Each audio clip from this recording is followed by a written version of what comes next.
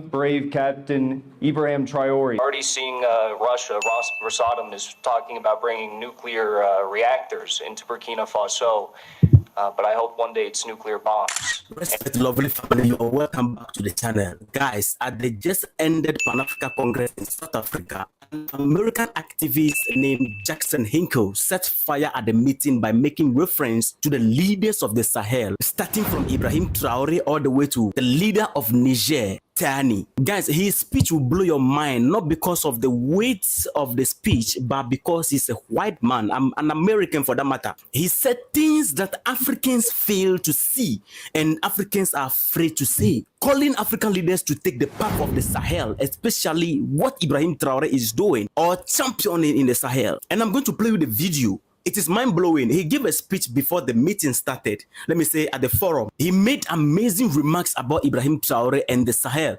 And when the meeting finally started... Shout out to the brother, Official Survival Media. Survivor Media, I am reacting to you, brother man. I hope you don't mind me using your video. Peace and love, African family. Welcome to it once again. Today, I believe we are not going to have any problems and the audio should be good. Some of you did let me know that the audio has not been great, so I'm trying to use a mic to see how this will improve the quality. So let's get into it. We are still talking about deterrence. And as I did mention last time, I'm going to be reacting to our American friend, Jackson Hinkle, on what it takes to establish true sovereignty. So my brother, Survivor Media, let's go. Let's go for it. Let's get into it. He still brought the fire on the faces of these African leaders, calling them to follow the path of Ibrahim Traore. This young American activist actually used Ibrahim Traore as the curriculum to lecture Pan-Africans. Not surprising, some African leaders find his speech very offensive, but he spoke the truth. Jack is such a genuine person who understands the value and principle of fairness, equality, and true democracy. Jackson Hinkle is an activist who opposes Western system and pulls on other nations to cripple their economy. He is opposed to Western sponsored war, and he is also opposed to Western dominance in Africa. He is practically in opposition to imperialism. Although he's a white man and an American for that matter, he supports the struggle of true African freedom, and his government doesn't like him because of his stand on foreign relations. Just like you as an activist in your country fighting your system, he also is an activist in America fighting the Western system. And he also mentioned the reason why Africa needs nuclear bombs and why Africa should not rejoice at Trump winning the US election. So let's listen to part of his speech before the meeting started. And after the video, I'm going to show you some of his mind-blowing tweets about the Sahel. My name is Jackson Hinkle. What I first have to say is how inspired I am to be in this country, South Africa. You know, as someone, my family sailed to America on the Mayflower. They participated in the American Revolution. They fought in World War II alongside Red Army soldiers. They fought in the US Civil War against the British imperialists who were trying to break our... So last time I mentioned that we should take note how he keeps talking about we fought, you know, they fought, as he's referring to his parents, his ancestors, his grandparents. This idea of fighting, you know, it's very central to the message here that, you know, we have to understand as Africans that nothing is going to be given to us because we make a moral argument for it. And that's just the reality of it, because as, you know, Jack is going to let us know, the United States of America only respects strength, power.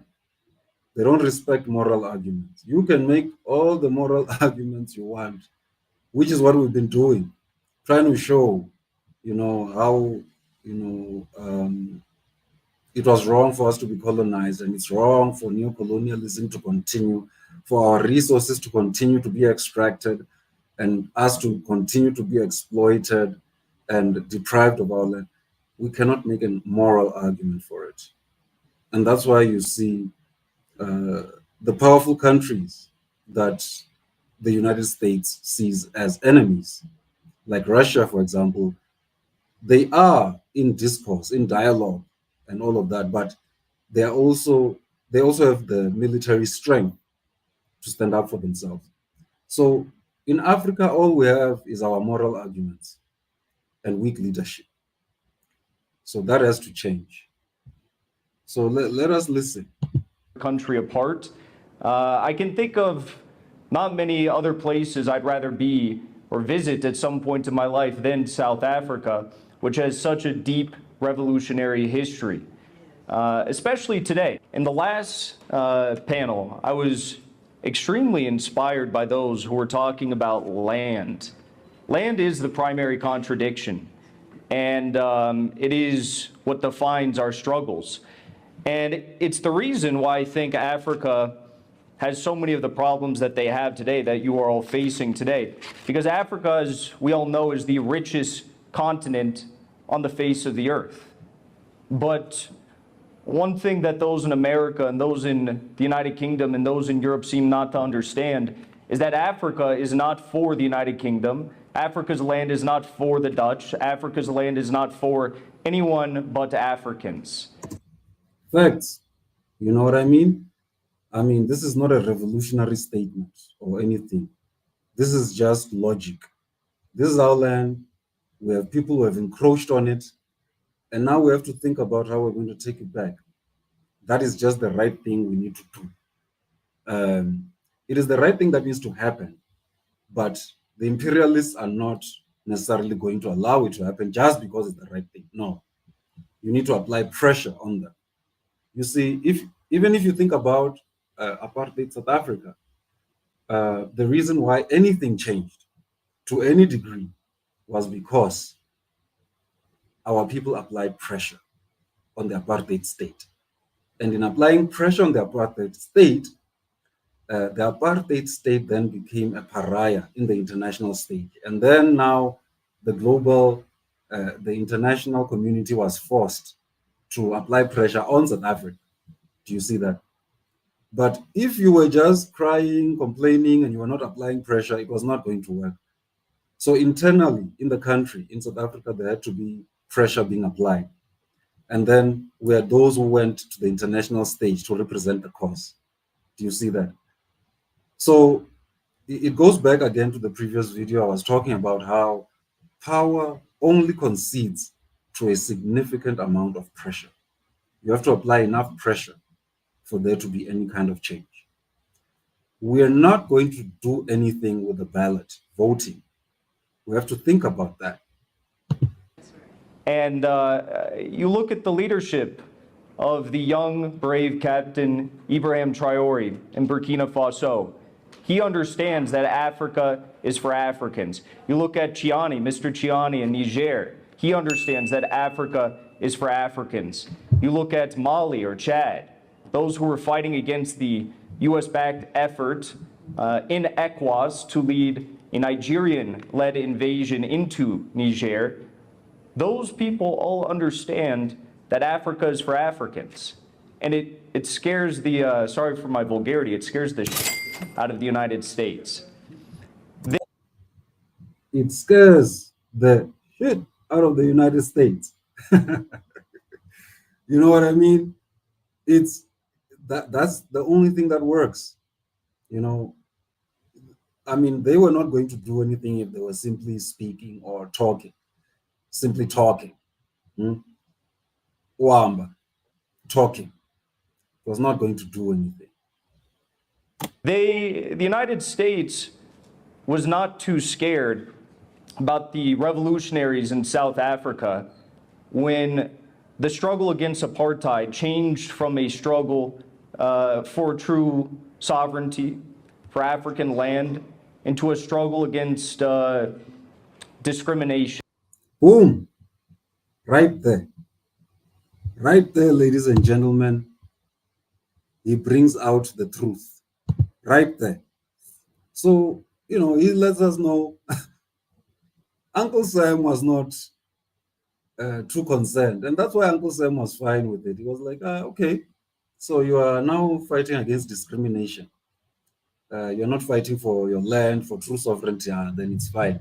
Then it means our interests won't be disturbed too much. You will ask for certain social things, inclusion, and all of that. Then it's fine. So do you see that?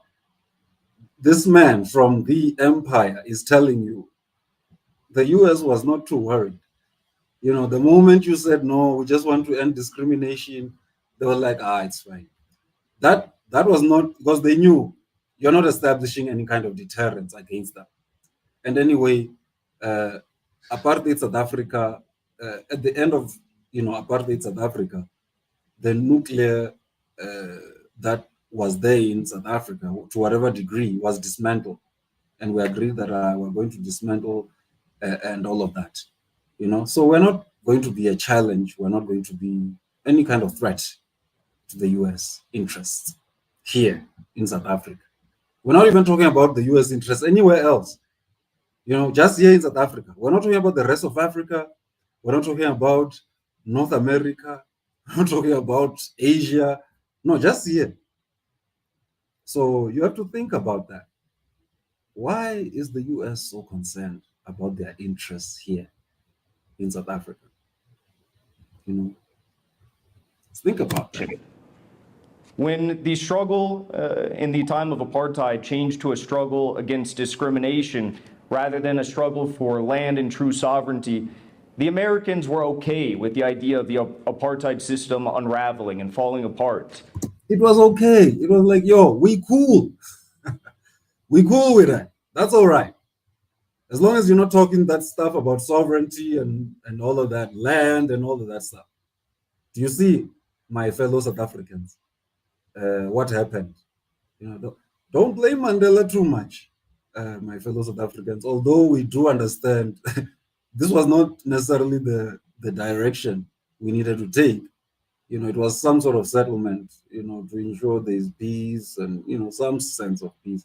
But listen to what he's saying. They were okay with this thing unraveling, as long as you're not talking sovereignty and true independence and all of that. But the reason why the Americans are so fearful about what is happening with China and Taiwan, the reason they're so fearful about what is happening with the Sahel region and the full liberation struggle ongoing there, is because these revolutionaries, these minds, these thinkers, these brave warriors understand that Listen to the language, warriors. He's talking about warriors. He doesn't say soldiers, he says warriors. Because African family, when I was on King Said So, on the King Said So podcast, shout out to King. I spoke about, I alluded to this, that anything you want, you gotta fight for. Nothing is going to be given. So he says they understand.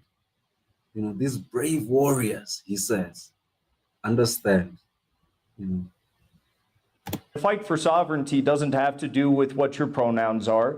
The fight for sovereignty doesn't have anything to do with dividing people on lines of race or gender or sexuality or anything like that.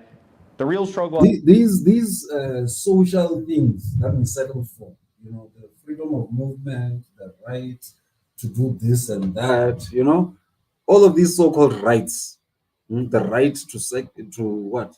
What is this? The right to express yourself in terms of your sexual orientation. These things, it's cool. They're not worried about any of these things. You now being allowed to go into, white restaurants, although even to this day, in some places, especially in Cape Town, I've heard that, you will feel it. You will feel the discrimination still. But, some things are open to you, so you can share, bathrooms, toilets with whites and restaurants and this and that. It's not a problem like that, It's only a problem for those whites who really are deeply bigoted. But those who understand and who are in control of the system, they're willing to give you all those concessions, all those little rights that you want, you feel like, yeah, we fought for this vote, the votes. They're not worried. Not worried at all. Has to do with freeing your own land, freeing your resources. In the case of Ibrahim Traore, it's freeing his resources from the French imperialists and the US imperialists who are stealing all of their raw resources and minerals. In Niger, it's about freeing their resources, uranium, from those who are stealing it and selling it on international markets for pennies on the dollar. Africa needs to decolonize the mind before anything else is achieved. If you look at the revolutionary awakenings that took place in the Soviet Union or in China under Mao, you'd understand that China and Russia, before achieving prosperity and development, they did have this true awakening within their minds. And then China and Russia built from scratch after their great revolutions. Built from scratch after their great revolutions. South Africans, this is the part we skipped.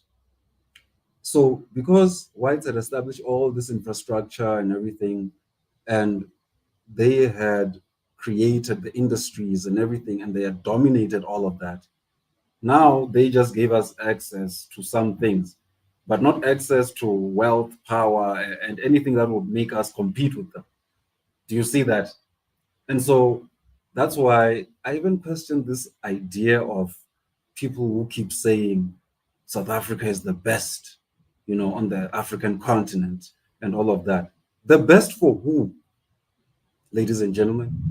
The best for who when we're talking about like 40% youth unemployment, and we know that those who are unemployed are the Africans. We're talking about poverty, inequality. We know these stats, these figures affect African people. And then you look at who controls. Like I told you last time, Johan Rupert is now the richest man in Africa. Johan Rupert, descendant of the Dutch. You understand? So it makes no sense for me. The African majority in South Africa hardly control anything in the economy. And so when you're saying South Africa is the strongest economy in Africa, for me it means nothing. If you are saying that, and the African majority were the ones in control of the economy, then it would be something. You understand? It would be something. But now we're talking about nothing as far as I'm concerned. And I truly believe that Africa will as well. So you guys got a lot of work ahead of you. I mean, it's... Oh, and, I want to emphasize this point, Africans. We here in South Africa don't like the idea of building from scratch. He mentioned the Russians, the Chinese, they built from scratch. You look at the Chinese, for example, if you compare the kind of technology the Chinese are developing now, and you compare it to when they started. I mean, when they started, it looked like it was a joke. The kinds of cars they were producing initially, it looked like it was a joke. It wasn't much of anything. But they built on that. And our problem is we don't want to do that. We don't want to build foundations and then, build on those foundations progressively, gradually. We want a finished product now.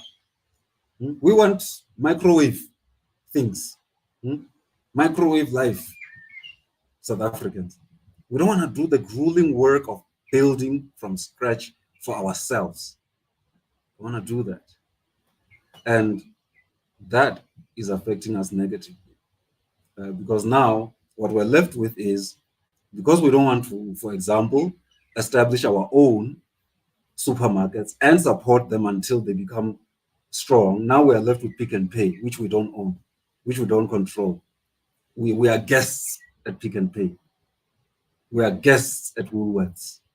We are guests at all these establishments, all these car dealerships. We are guests in all of these things, because we don't want to do that groundwork and build it up progressively. It's going to take years for us to establish true sovereignty and to really be strong and become competitive and be of any consequence, in the scheme of things. So we have to think about that, and again, when I'm thinking about the kind of disrespect we are subjected to, that's where it's coming from. The whites in this country will continue to disrespect us because why? They know we depend on Pick and Pay, ShopRite, and so on. You know, we can't survive without them. We don't grow our own food. So do you see? And until you become, and that's why I said, you know, you're not coming out of your situation as Africans in South Africa by seeking integration with others, by seeking the acceptance of others, by trying to act the way that you think others will respond positively to, especially whites. You know, always trying to behave the way you think whites are going to accept you. That is no kind of existence, you know, that I am interested in. And let me make reference to Marcus Mosiah Garvey. Marcus Garvey, one of the fathers, you know, you could say the father of Pan-Africanism, said, any leadership that teaches you to depend on another people is a leadership that will enslave you. So our leadership did not really focus on this idea of getting us to self-reliance and self-determination here in South Africa. And so where are we now? Slaves of other people, pretty much, dependent completely on other people, such that now they call the shots, even as it relates to the politics, you know, because I can tell you right now, the ANC is not going to make any major moves that are going to disturb big business, because big business controls everything: insurance, the financial system, you know, you name it, production of food, you know, tech, everything is in their hands. So, you know, the ANC can't apply too much pressure. They can say certain things to a certain degree.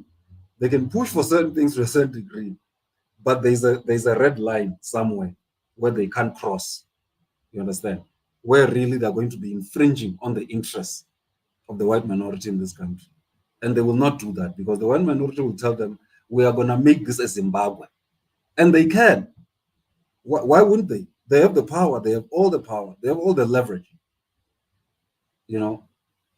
So right now the ANC also has very little leverage because they've lost a lot of support as well. And so that's why even on King Said So, I said I don't see the vote doing anything for us. We need to rethink this thing, Africans. It's no easy task, and it's a task that I share with you all. It's a task I share with you in the United States, because I'm fighting that same beast in my own home that's creating all the economic misery for the people in my homeland. And for anyone who's too happy, I don't know if we have anyone here, if anyone's too happy about Donald Trump getting elected as president of the United States, all you have to do is look at who he's surrounding himself. I know there are some South Africans who think Donald Trump coming into the presidency means something. So that, you know, somehow it's going to be a positive development for Africa. Nah, U.S. empire is the U.S. empire. Uncle Sam is Uncle Sam, yo. Uncle Sam's interests have not changed. You understand? And that's why Donald Trump is coming hard on South Africa, you know. And he's going to come hard on South Africa as it relates to the U.S. interests. Make no mistake about it. Within his cabinet, Donald Trump is surrounding himself with people who want to limit the ability for Africa to be able to industrialize in a sovereign manner. If you ever wonder why so many oil pipelines and gas pipelines that are built in Africa end up being bombed, or an IED is placed under it and they explode into a million pieces, it's because the United States is funding a bunch of terror groups all across Africa and targeting the critical infrastructure that would allow you all to actually achieve collective prosperity. Countries like Russia and China are sabotage Africans, sabotage. And so even as we are thinking about what we are trying to build for ourselves and so on, we must not be naive to this reality. We must be alive to the fact that there will be sabotage. And so we must think about security measures in everything that we do.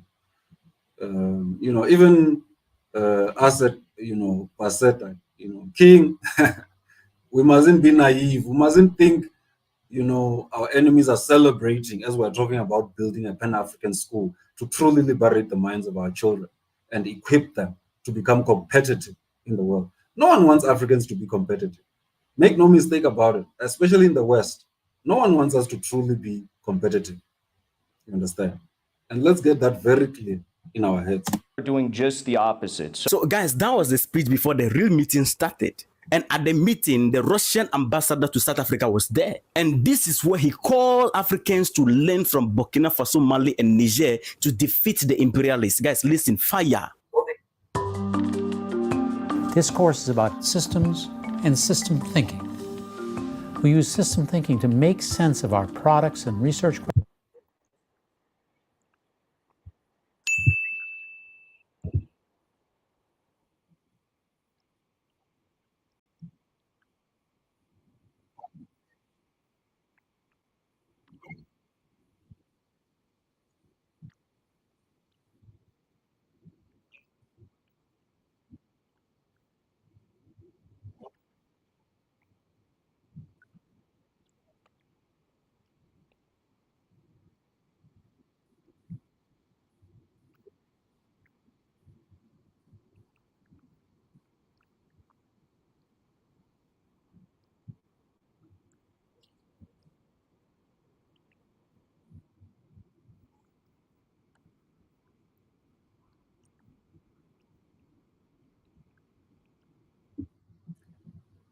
Like I said, change of guard, change of president, change of the face, the representative of the empire doesn't mean a change of heart. To all you Donald Trump lovers, the base folks, they say, what is it? It's base, bro. The red pill crew, it's base. They think Donald Trump is base. They think right wingism is base. By the way, base, they mean that you are solid in your thinking. So they have this term base. Oh, that's base, bro. It's not.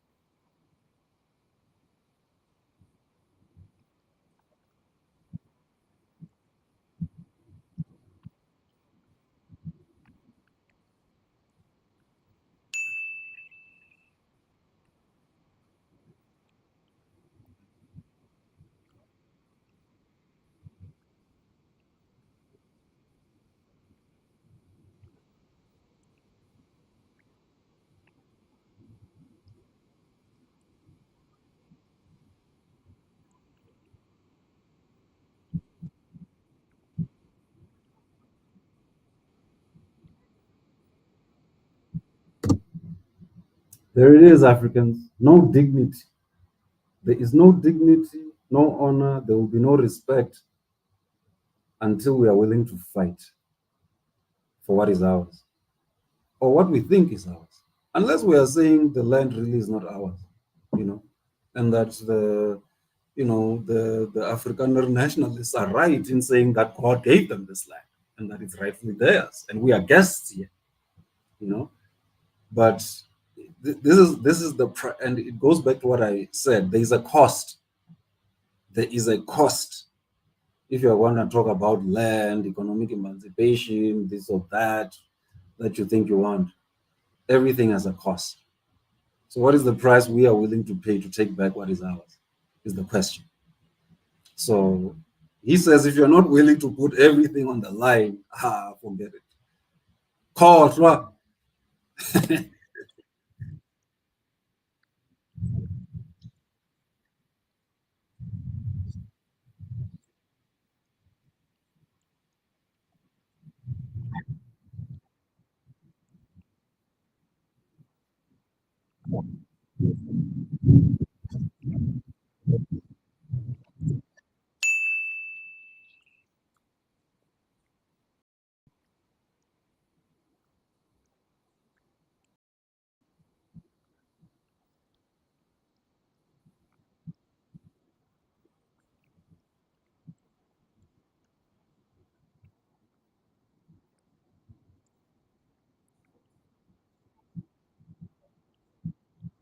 I were to draw on the history of China and the history of Iran and Korea and Russia, there's one bottom line determining factor with all of them.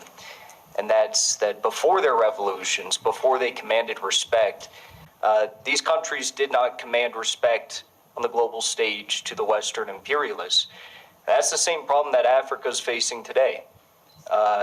There is no respect that is commanded to the imperialists except. There is no respect. I mean, our leaders are a joke, you know. Dr. Afrikan, you know, our beloved mother in Pan-Africanism, told us that when she was in the US as an ambassador of the AU, you know, to the US, she saw just how much disrespect was shown to African leaders in the US, in Europe, in all these places. We don't command respect. Brother is breaking it down, what it takes. He's from the empire and he's telling you what it takes to command respect. Let's listen. Let's listen. Let me take it back a bit so we are sure we don't miss anything. This part is very crucial. There is no respect that is commanded to the imperialists except for the new confederation in Mali, Niger, and Burkina Faso. And we've seen Russia come in and help secure the region against the US-backed threats from Al-Qaeda and other terrorist groups. But ultimately, I think that Africa needs to learn from China, from Korea, from Iran, and from Russia, who first had these beautiful revolutions that commanded the respect. Then they developed their militaries, they developed nuclear bombs, they developed all these sorts of things, and then they built their economies. We're sitting here and we're talking about being in the United Nations, having a rotating seat in the... By the way, South Africa, Zuma in his tenure, for all his flaws, was trying to bring nuclear power, you know, at least nuclear energy. That's something. It was a start. You could start to develop a program from that, you know. But hey, y'all blocked him. Y'all blocked him. The United Nations Security Council. We're talking about the economic plans of Africa in the future, new currencies, African Union. All of that doesn't mean a whole lot if the West is going to come in and trample all over you. What good is a seat at the United Guys, all of these plans we talk about, oh, we need economic development, oh, it's not gonna happen if you don't have sovereignty, if you're not established deterrence, if you don't command respect with the imperialists, you know. And all we do, we go to them begging, you know, we go to them like this: Vestela, can you allow us to do this and that? Can we, may we? There's no dignity, there's no honor, there's no respect. United Nations if they're not going to listen to you. The United States has to listen to China.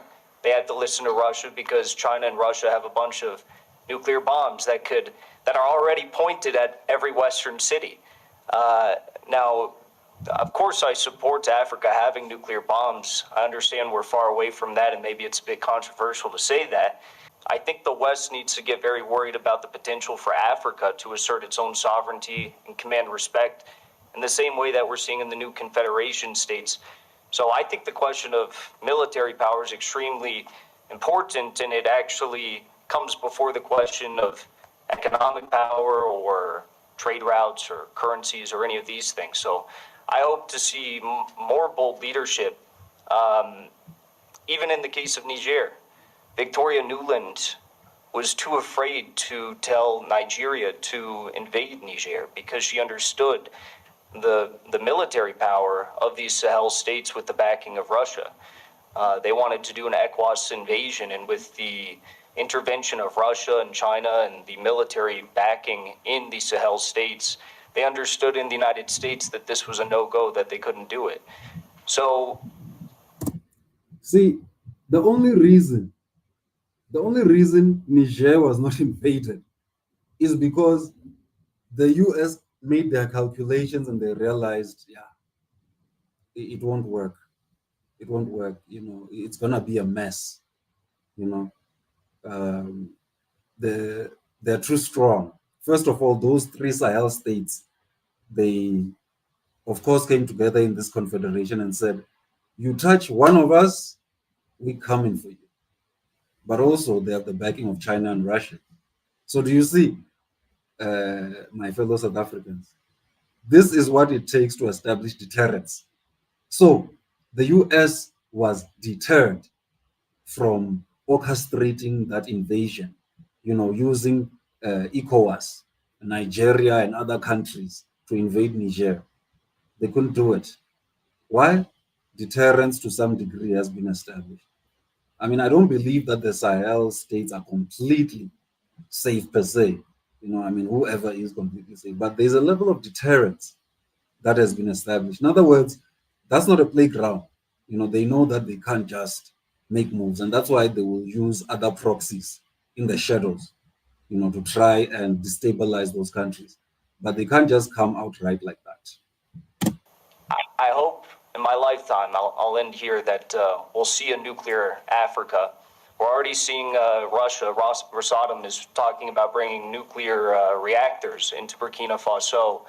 But I hope one day it's nuclear bombs and true strength for Africa. So lovely people, you can see. True strength for Africa, ladies and gentlemen. True strength for Africa.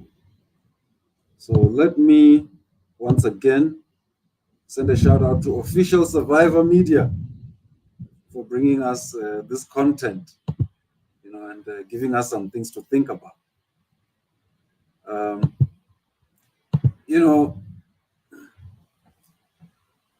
I think it should be clear to my fellow South Africans what it's going to take.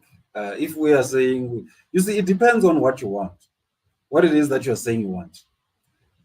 Is it sovereignty we want? Or is it this continuation of, being lackeys of other countries like the US and, other European nations? And, where whenever we need to do something, Melestele, hey, Vestela, can you please allow us? Can we do this?